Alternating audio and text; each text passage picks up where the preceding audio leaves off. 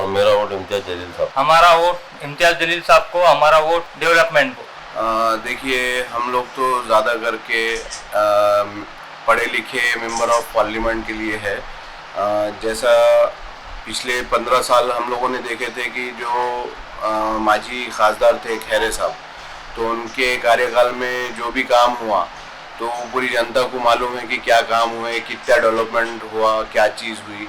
और इम्तियाज जलील साहब के कार्यकाल 5 साल का था, मगर 5 साल में से 2 साल उनका जो तो कोविड के उसमें लॉस हो गया।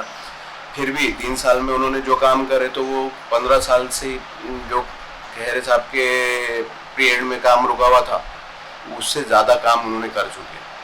और हम लोगों का तो ज़्यादातर जो है तो एजुकेटेड खासदार चाहिए, इसी तरफ रुझान है।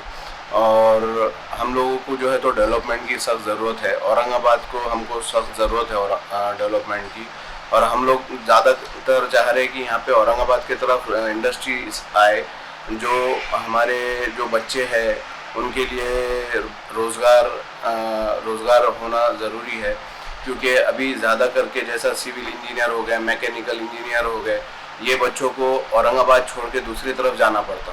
हाँ, और हमने इम्तियाज जलील साहब का वर्किंग देखे हैं। उन्होंने ज़्यादा करके इंडस्ट्रीज़ पे ध्यान देते और ज़्यादा करके रोज़गार कैसा पैदा करना ये चीज़ पे ध्यान देते। अभी जैसा सिविल इंजीनियर में सुशिक्षित बेरोज़गार अभियंता बोल के कोटा रहता है, तो हम लोगों ने उस चीज़ पे भी देखे हैं। इम्तियाज जलील साहब के ज़्यादा से ज़्यादा निधि के काम उन्होंने सुशिक्षित बेरोज़गार अभियंता को देते हैं, और सोसाइटीज़ फेडरेशन रहती है अलग अलग, उनको देते हैं। तो वो निधि से जो बच्चों को सपोर्ट होता है वो उनके पैरों पे स्टैंड होते हैं। तो सिविल इंजीनियर को इम्तियाज जलील साहब से तो अच्छा सपोर्ट मिल रहा है। अभी जैसा स्कोडा कंपनी हो गई, यहाँ पे एक कंपनी चल रही है, तो उसमें भी ज़्यादा से ज़्यादा उन्होंने जो रोज़गार निकलता है तो इम्तियाज जलील साहब के लेटर पे और बच्चों को वहाँ पे ट्रेनिंग मिलती है। और वो ट्रेनिंग के बेस पे मैंने देखा हूँ कि मैकेनिकल इंजीनियर जो बच्चे हैं अच्छी पोस्ट पे आज पूना में, बेंगलोर में आईटी सेक्टर में लग चुके हैं।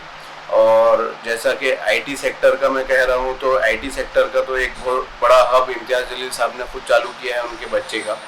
और उसमें भी हम देख रहे हैं कि ज़्यादा से ज़्यादा जो बच्चों को रोज़गार मिला है।